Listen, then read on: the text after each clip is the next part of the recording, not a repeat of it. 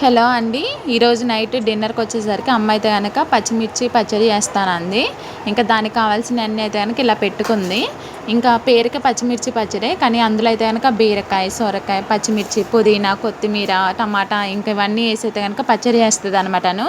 Spicy levels అయితే కనుక 0% అనమాటను.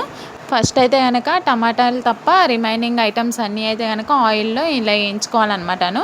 ఇంకా అవన్నీ మగ్గిన తర్వాత అయితే కనుక ఇంకా టమాటాలు లాస్ట్లో వేసుకోవాలి. ఇంకా టమాటాలు కూడా మగ్గిన తర్వాత మూత తీసేసి ఉంచి కొంతసేపు అయితే కనుక చల్లారనివ్వాలి.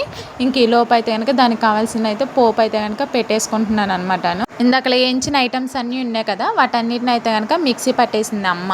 ఇంక ఈ పోపుని అయితే కనుక అందులో వేసేస్తున్నాను అనమాటను. ఇంకా పచ్చడి అయితే కనుక చాలా అంటే చాలా బాగుంటుంది.